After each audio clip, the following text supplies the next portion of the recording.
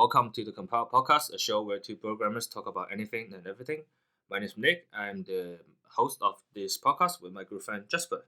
Hi, yeah. In each episode, we will have a topic, and the goal of the episode is to compile the topic down to a list of essential points for our listeners.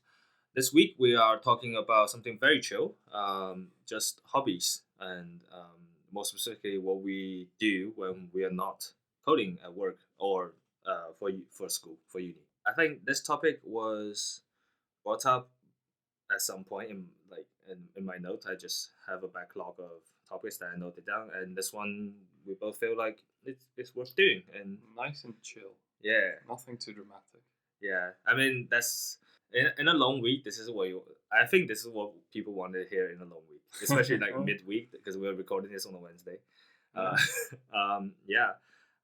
So first of all, I understand for our profession, especially, it's very important to have a special sense of dedication, where people go, you know, I'm a programmer. This is what I do. I write code, and that's it, right? And you know, to put it a bit more to extreme point, if I can spend every waking minute of my life writing code and producing value, then I will do it, right?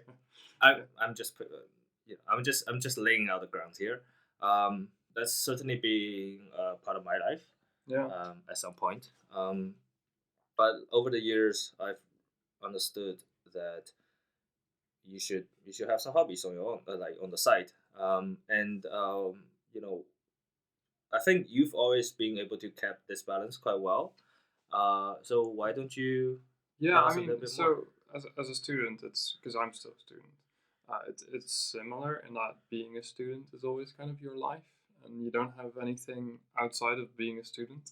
So I've always very much valued doing other things that don't involve being a student. So because yeah, just to stop being a student for a bit, and I really value that. I think it's a great way to kind of reduce stress. It's a great way to hang out with people. Not that I care about people that much, but I gotta, everybody has to talk to people every now and then. Yeah. And also talk to people outside of your coursework, which is always what your talks with student friends will be about. So yeah, diversity is always important. Actually, this is a big advantage at uni, right? You get to see. I mean, depends on how your uni is made up, but usually you get to see a lot of people from very different disciplines, vastly different viewpoints on how things work. And, yeah, I'm actually kind of scared of losing that when I'm finally done being a student, because at this point I've stopped going to societies because societies are all a bit younger in terms of average age than I am at this point. How old are you? Well, I'm 25.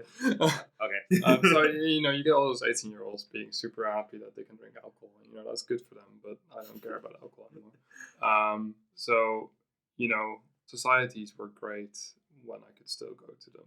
Yeah. But even outside of societies, there's just so much to do in a university. There's so many people from doing completely different things, which you probably won't find as much. I mean, I can't speak from experience, but looking at Google, for example, where you work, I can't imagine that you'll see half as much as diversity as in a university. Yeah, definitely. It's very you have to make some conscious effort if you are on a 9 to 5 job. Yeah, probably more in general. Yeah. I mean, you just spend so much time at work. Yeah, exactly. That's one of the points that having a hobby on the side is so useful and so important, not only to yourself but also actually to your productivity at work or at uni, because this is also a word that's being thrown around quite a lot. If you dedicate yourself solely to one thing for extended period of time, you'll get burnt out, and the reason of that is your mind is sort of stuck in the mode of thinking, and it just became to a point where you're numb to other things, and having a hobby sort of balance it a little bit more so that you don't stuck yourself into a particular kind of thinking mode too strongly for too long. Yeah, no, that's probably very much true. I've never actually been burnt out myself. But as a student, you always get this, there's always this one period in every semester where you get this close to being burnt out. That's not right. Yeah, that's about now. Yeah. After those periods, you always crash and just don't do anything university related for a week after. Whereas arguably, it's much better to just kind of mix that in the first place. Yeah. Find that thing on the side where you spend half an hour every day playing the piano, or reading a book, or whatever, just so your brain can kind of process what's going on. Yeah. And stop being burnt out. Yeah, if you think about your brain is you can think of it as a muscle, right? As a muscle, as like any other muscle in your body. If you keep working it around the clock and never let it rest, in time it will get tired and you're not gonna be able to. I'm just using a fitness example here. You can't like keep lifting something for like 12 hours and then expect at the 13th hour you can still lift as much as you do when you're starting. Right? Because your muscles get fatigued, and they won't be able to produce as much as it would be if it were fresh. Yeah, it's like do some mental yoga in between. That's an excellent example. That's an actually excellent analogy. Yeah. I feel like that's actually a word that people use, but I'm not sure. I mean, that's the first I'm hearing it, but I totally agree. Yeah. No, it's nice. There's so much more to it as well, because like it helps you kind of discover yourself as well. Mm-hmm. It's not just about doing something that is not uni. It also, you can discover things that you didn't previously realize. I've come to really like, so I've been playing piano. I've come to really like classical music, which is not a major deal, but hey, it's something new. Yeah, I mean, especially in London, there's loads of like concerts you can go to. Oh, I bet there are. They're probably expensive though. Okay. Too poor as a student. Yeah, I think that's very true to me as well. I've never been too much into sort of reading growing up, because I was a kid that likes to play outside and not sitting down to read a book. And that being said, over the past few years, because I've suddenly grown very into like sort of seeing other people's stories and just into fiction. That's sort of as a starting point for me, and then I started reading books about fictions, and I realized how relaxing it is to literally just sit down with a cup of tea and just read stuff and sort of give yourself out and just be observant to somebody else's story. That sounds really weird, but but you get what I mean. Like because of this, I've now been able to cultivate a bit of more regular habit of reading, either as like actual books or in the form of audiobooks that I listen to on the way home or on the way to work. No, that's really nice, and it's it can be eye opening. I find. Yeah, definitely. Yeah, it's just a lot of things that you need to try to sort of see, right? Yeah, I think that's the main thing with all of these things. You gotta try them, and there's so many things to try that finding the right one can actually be really hard. Yeah, which I think uni is like, if you're still in uni, go out, go to societies, do all of these different things, because you're never gonna have such an easy time getting into all of these different hobbies and sports, and it's really quite amazing. Yeah, I was in the badminton club for our university as well. Mostly because I already play badminton, and it was just amazing sort of gateway of knowing people from other parts of the uni, because it's an overall club, so it's not like people from your year. You get to see people from lower years, people from higher years. I've even known a few PhDs. That's these sort of hobbies sometimes, depending on what hobby it is, can be a way to open yourself to meet new people and sort of expand your social cycle. Yeah, I think this is probably something we've both kind of experienced moving into London here, and that we had to you have to rebuild your social circle, because nobody I knew. I mean, you were here and some other people, but those weren't people I was talking to that regularly. Mm. And through hobbies, that's such an easy, because you always have common ground to talk about. Yeah. There's you don't even have to talk. You can just do your thing and play badminton, or in my case, play games. And sounds a bit stupid, but it just means that you have something to do with other people, as opposed to walking up to someone and trying to talk to them, which is super awkward. Yeah, my way is super creepy as well. I'm a big fan of drinking tea, and actually, Jasper's drinking some right now. And a good way of me trying to use it as a hobby is because I like tea. I bought a fair bunch, more than I could consume on my own. Then I started having people over for tea, and that I found on the sofa with cups of tea and like maybe some biscuits and whatnot. It's a really good way to open it up and start to know a person. Break the ice, as stupid as that may sound. Yeah. You do need a starting point. Yeah, I think that's like second date of me and Caprice, and we just like went for tea. Yeah, it turned out alright for me, so I'm not complaining. Tea people, that's the way to go. Yeah, or coffee, depending on what you like. So that being said, I think if you are already convinced, then great. Then the next problem becomes sort of, I already agree with you. However, I don't really have a hobby right now, and I don't know how to go about starting one. Right. I think for both of us, we have had that. I don't know about you. I've had that period in my life where I was like, just coming out of an intense period of work or uni. That's what I was in first year of uni, because there's some stuff that happened before that forces me to work hard in my first year. So I did that, and by the end of the first year, I suddenly realized, oh, there's nothing else in my life actually. And that's pretty sad. And I wanted to change that, and make better use of my times, and just start exploring stuff. So what do you have any tips for people who are sort of just starting, or they don't really have a hobby like? So I went through this much more recently than you. So like in my last year of uni, when all of you guys had left uni, because I was a year late essentially. So I was sort of alone, and I kind of realized I didn't have anything to do on my own.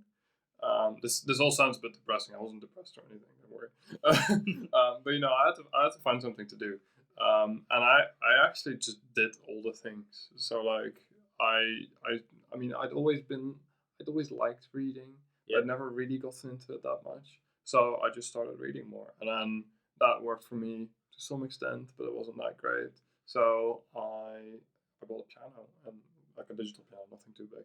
And I just started playing the piano. I feel like just doing it is probably the best way to do it. And there's buying a piano is, depending on how rich you are, not even that expensive. But buying books, for example, costs you barely anything, especially if you go to the library. It's free. So it doesn't need to be a big jump. You can get a guitar for relatively cheaply. If you don't get caught up in trying to buy the best guitar when you haven't played any. I tend to do that pretty badly. Exactly. I have a funny story about my guitar. Like, you heard this story? Yeah, I've heard this story. So I was living in the east end of London once, one summer, and there was a broken guitar. Well, it wasn't a broken guitar. It just didn't have any strings on the guitar, and on my room when I moved in, and I was like, what was this about? Is this part of the furniture? So I asked the landlord, and they went, oh, I think somebody else left it there. It isn't ours, but you can take it if you like. But it's like there's no strings. I don't know, like you use it as an ornament or something. And so I took it to central London to a music shop, and just had it strung for like 20 pounds or something, and then bought, like, they also gave me a bag, like a guitar bag, for free. So I literally got my guitar for like 20 pounds, and I left it for 3 years without using it. And that's how I started. Actually, this happened exactly as well in my fourth year when I was literally sick of writing my dissertation at home. Yeah, because yeah, I think it was around February, a couple years ago, but it was it was a sad time to be sitting at home to write stuff, and there was this guitar lying around, and I thought, oh, I'll give it a try, and yeah, first few days was horrible, and yeah, but you know, you get through it, and fortunate for me, there was someone I know who plays guitar professionally, so he came around and sort of taught me the basics, and yeah, now I started playing guitar, and I started recently I've started like recording myself, which is like super annoying. You know, even though like to record a song, you have to make like 40 cuts. It's like Oh yeah, that must be yeah. fun.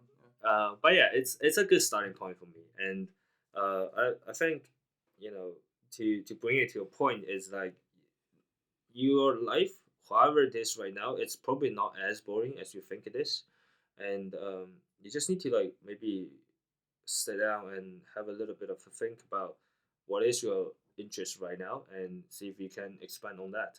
For me, for example, I was a big fan of guitar because like it was cool in high school, um, but I could never play it. And incidentally, my dad played it in not in high school, in uni, and he was like, "Yeah, you should just like go get one and start learning." And so yeah, that was always been an interest of me. Not like an interest, but like something that I look forward to. Um, then I got the chance to do it, and then I started doing it. So yeah, you probably have something that's in your mind or this time that you wanted to try, or something that's like cool. Yeah, I think actually it doesn't even need to be cool. I think everybody has something they care about, if that makes sense. So and care about is a really vague thing, but even if you're just super, I get passionately angry about some things, and that Like sounds what? let me try to think of a thing. I mean, there's a lot of big things that I get passionately angry about. But I've always been of the opinion that if you're passionately angry about something, that means you're passionate enough to probably work towards fixing that thing. And I feel like if you can invest yourself in any way whatsoever, even if it's like for a different reason, then ooh, that's cool. Mm. You can find interests or hobbies anywhere, and like Yeah. Yeah. All this time I'm thinking about what are you passionately Oh, angry I'm about? passionately angry about so many things. I mean, I'm in the UK. I'm passionately angry about everything. But I like, can't think of anything. like public transport, man. But you ride the bike. What do you mean? Yeah, I ride a bike because I passionately hate the. Ah. Yeah, there you go. So I ride the bike because I passionately hate public transport. Right. So it can come from anywhere. Mhm. So like instead of take those things that you think about inherently for whatever reason and do something with them. That's a Um, very interesting way about to go about it. I can't really think of anything that I've developed like through this way in particular. Yeah, but it's quite interesting that there's something that you care about, uh, that you think are essentially not what you would hope it is, yeah, and you can do something to change it. And if your brain spends time thinking about it, then it probably means something to you. So oh, I remember. This is what Caprice went through. Like uh, she was interested because I work in ads at Google, by the way, and she was interested in how ads work online, and how how companies would have these little sales department that like solely focus on ads. Like, what do they do, right? And she thought it was like, it's like probably people just like sitting around and getting paid for nothing. And so she started looking into it, and there's some like courses you can take, which are like for free as well. So she started taking those, and then she gained an appreciation of like how businesses are run, like online, and how one goes about like doing sales, not exactly sales, but promotion stuff through ads or through other channels. And I feel like there's more that people care about than they think they care about. Mm-hmm. You just have to kind of realize. Yeah, I've had friends who are very passionate about coffee, and then if you are one of these people, first of all, good for you, and second of all, you can do something about that. There are loads and loads of articles about like beans, techniques, how to make coffee, and like what sort of equipment they use, like what sort of results, and then there's like a whole area about tasting coffee. It's like tasting wine, right? You can get Yeah. notes and whatnot. Yeah, but by the way, I said notes and whatnot. You probably can tell I'm not that into. No, so. Yeah, but yeah, Yeah. there's something in your life, even like food or something. Like you can always find something that you're interested in and just see if you can make it a bit more. I wouldn't say seriously, just invest a bit more time in it. And yeah, then you get a hobby, so that's quite nice. Oh. Okay. I hope this we've already cleared up enough of like what the hobby is, like how important the hobby is, and what we can do to start getting one.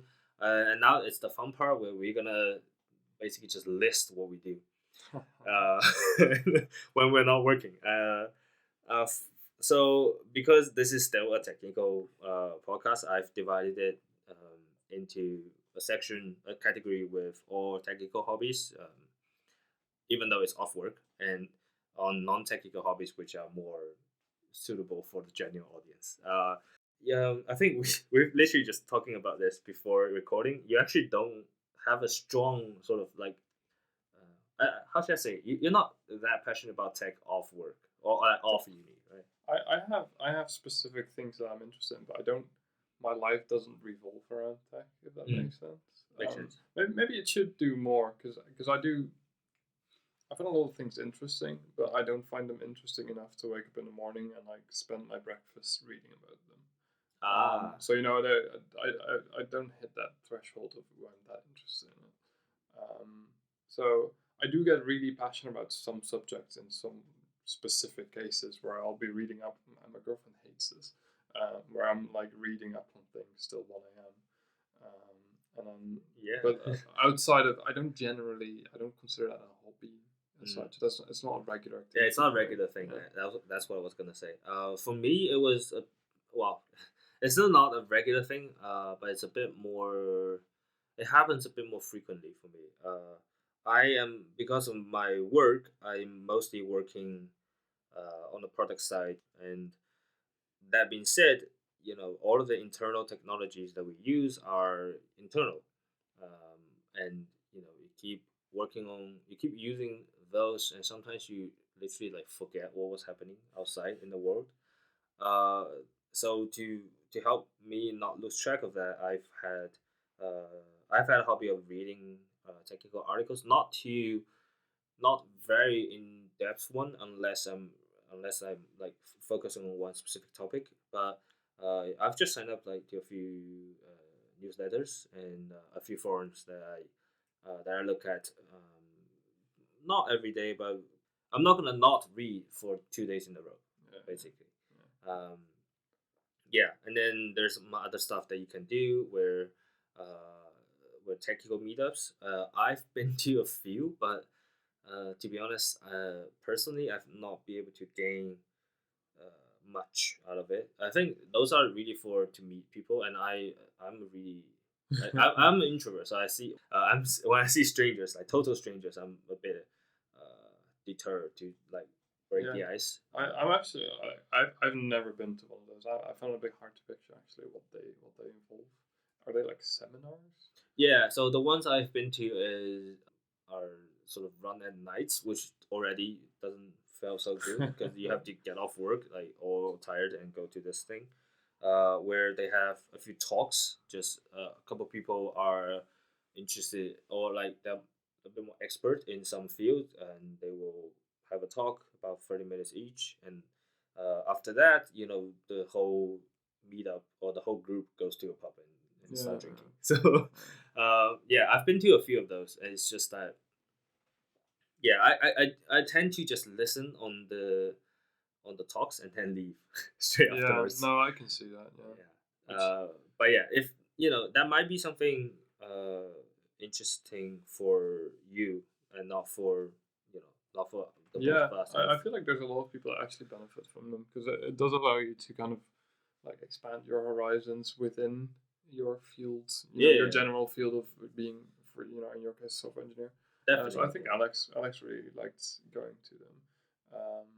Really? Yeah, I think so. Okay. So Yeah. there's definitely people that get stuff out of it. And if you like going to the pub, you might as well do it with people that you might be interested in talking to. So. Make sure. Yeah. Make So, sure just like do a bit more research upfront on this because I've also been to the case where I'm like, oh, I don't really know what this meetup's about, but I'm just gonna go. I mean, then it's basically 2 hours of my life just wasted. And yeah, just make sure you are a little bit more conscious on this bit, and yeah, that's it. yeah. Did you any side projects? I think you talked about a few potential projects that you were Yeah, thinking of doing. so side projects are kind of going hand in hand with me reading about tech stuff. So I get like really into this one thing that I'm kind of looking to do. It's always useless, but it's always interesting nonetheless. I when I so I'm not a software engineer. I'm not planning to be a software engineer full time after I finish my masters, but I do take joy in programming every now and then. So if I do find something where I feel like oh, this is interesting. Oh, I want to try this. Right now, I'm just getting into one of these phases where my girlfriend was working on something in Unity. And Unity seems really cool, so I'm going to be spending my next 3 weeks of my life doing Unity. Yeah. And yeah, so projects. I don't know if they're projects. They're just these random bursts of I'm going to do something. I mean, and I'll figure out what that something is. yeah, it's a glorified term to start with. Like, Yeah. do you say? I mean, if you do a full online tutorial, is that a project? I mean, it can be, right? Yeah.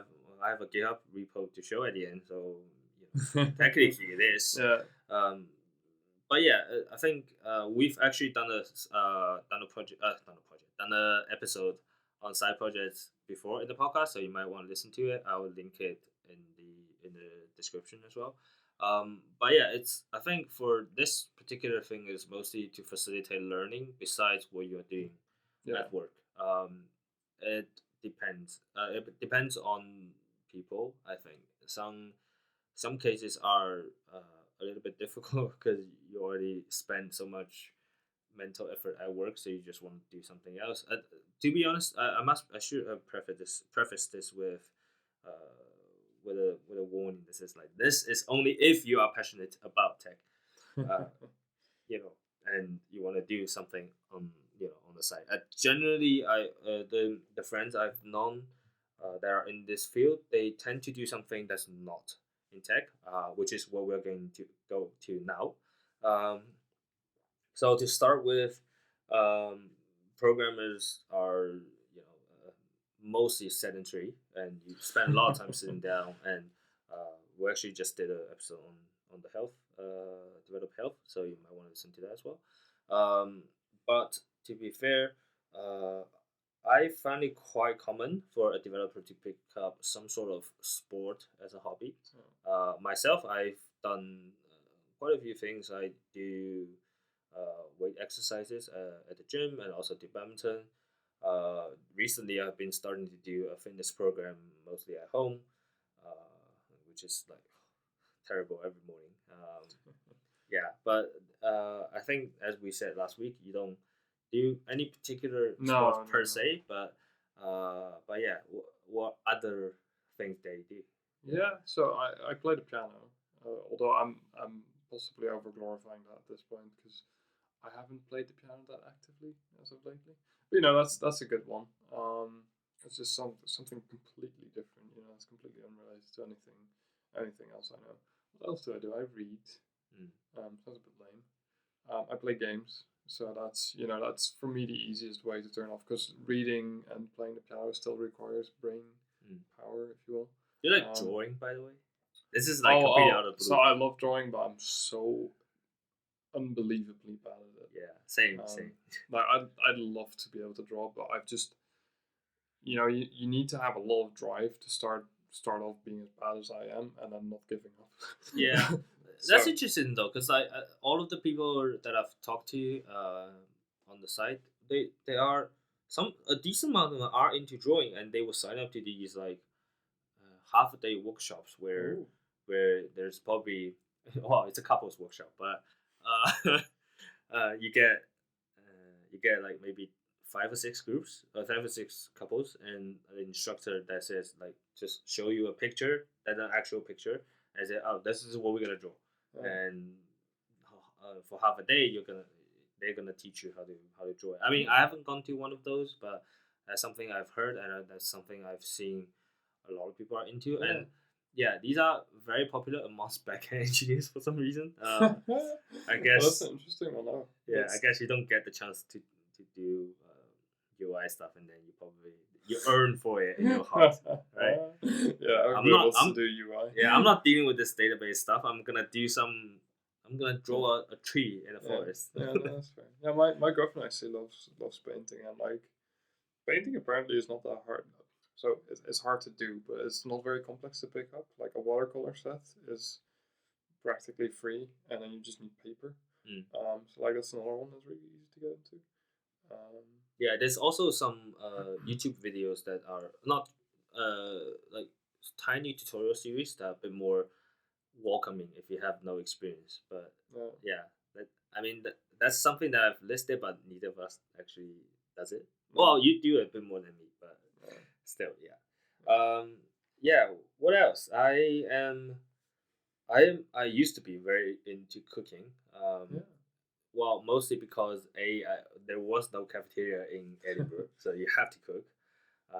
And B, when I moved down to London, even though I could get food, from work, uh, I still sometimes want to do stuff on my own. It's quite nice to make a dish for yourself, and when my girlfriend moved in with me, we can do some stuff together, and we actually did our Christmas dinner and invited a few people in. I think that's actually like I really like cooking, but I struggle cooking just for myself because I want someone else to be able to cook for. So I guess with my girlfriend, I should be cooking more. Sorry, girlfriend. I've not been cooking that much lately. Yeah, that's why I stopped as well. Cause no, so it's that's a good one because it's similar to anything where you don't really have to think. You just kind of follow the recipe. You just do your thing.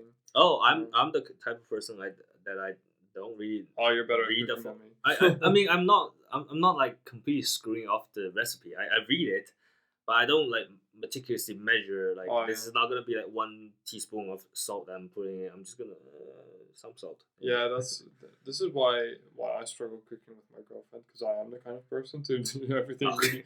So I give her like a teaspoon of salt and then she just kind of goes. Yeah, it's just so she just tosses it in. You just salt it. Yeah. So but each is their own way of doing that. Yeah, and also another good bit about cooking that I thought was interesting is that if you cook something just a slightly more complicated, if it involves more than one cookware, so if you have like a saucepan and also a frying pan, you have some scheduling issues that you need to think about, right? I've had this a lot where I'm doing some pasta dish and I just throw in the pasta and start boiling, and then the actual toppings or the stuff that's gonna get mixed into the pasta takes way too long. Yeah. Then the pasta just becomes like that really that really stresses me out when I'm cooking. So I'm the kind of cook that when I'm cooking alone, so I can't do this with my girlfriend because she's too she just kind of goes off and does stuff anyway. But if I'm cooking on my own, I'll just chop everything first. I'll put everything like ready to go, and then pop in the pasta and just make sure that I've got everything. Yeah, you seem like the type of person who have like 10 concurrent timers on your phone. I do. This thing needs to go into the oven. This thing needs to do something. I mean, I like those in some more complex dishes. Like if I'm doing like a cake or something, then you kind of have to be conscious of time. But fortunately, for myself, we don't cook cake that often. And cake technically isn't cooking, right? It's baking, right? So Yeah. So for like actually cooking any dishes, it's mostly I just sort of win it, and to be honest, if I mess up, I'm the one eating it. So it's yeah. I will say, by the way, baking is an excellent hobby to get into. You know, it always sounds a bit like, feminine, but honestly, baking is so easy to get into because you just need to follow a recipe, and then when you get better at it, you can do some insane dishes. My sister is, she likes baking, and she will honestly make so many people happy so often. Yeah, I wish I was half as good at baking as her. yeah, it's always good to like Christmas morning. Oh man, yeah. yeah. Yeah, that's what we got. That's what we got as well. We did like something really difficult last winter because during Christmas time we thought, oh, let's do something a bit more complicated than pasta. Yeah. And if you can't tell, pasta is my main dish.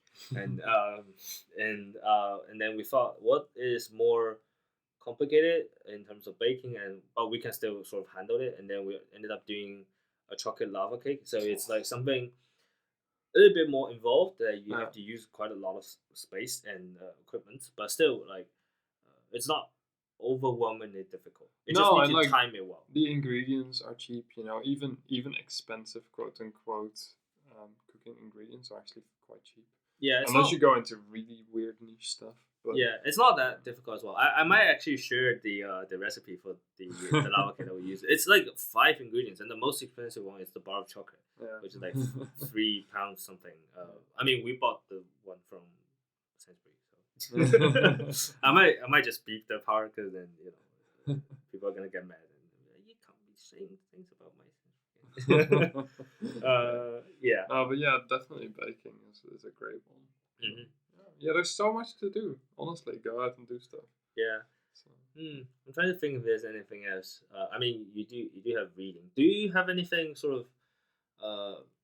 Do you have any tips for people who are like starting to get into reading? Because I'm just saying this from my experience. Because most of the stuff I read is in English, and this is not really my first language. And uh, one the biggest demotivator for me is sometimes I just get tripped up in the words and I don't and like 2 lines through and I don't know what's happening, and then the third line I'm just like, "Ugh, I'm not reading this." Yeah, so I guess have you found that to be I mean it doesn't have to be your second language, right? So if you doze off like for a couple of lines you don't know what's happening anymore. Yeah, I've had that in books. Like there's a lot of the old books. If you're gonna try reading Moby Dick, for example, they're like it's so hard to read, and the sentences are so bloody long. I don't have the attention span to read a sentence in that. No, so yeah, I guess reading you gotta find the right books. Yeah. Well, I would say if you're wanting to get into reading and you're in the UK, go into a random Waterstones and just look at all the tables with display books they lay out, because those are always excellent books. They're always fairly accessible. Yeah. That's what I do. That's what I do. Honestly, that's such a magical thing. Yeah. There's one like perhaps 5 minutes from my flat. That's literally just across the street outside, and it was really good. I've been a few times, and I haven't bought anything from there because what tends to happen is I go there and I look for because you can read books in there, right? Yeah. So I just like read a few pages. This is a book I like, and then I buy it from Kindle. Because I'm at a stage of my life where I don't want to I don't want to accumulate a lot of books at home. Because then you have to like make sure you organize it. I'm the type of person would like if you look at my shelves, it's complete mess right now. I'm the type of person who organize it like in the ascending order or the descending order of like height, or you have to order it by like authors and whatnot, and so too much maintenance for me. Yeah, no, I like paper books, but yeah, Kindle is great because then you can just take it with you on the journeys. And, it's quite nice. And also, don't be scared of reading new genres. I thought I came from like fantasy, okay, and I was always like, oh, fiction is boring. But then I picked up, I don't even remember what it was, a Murakami book, I think.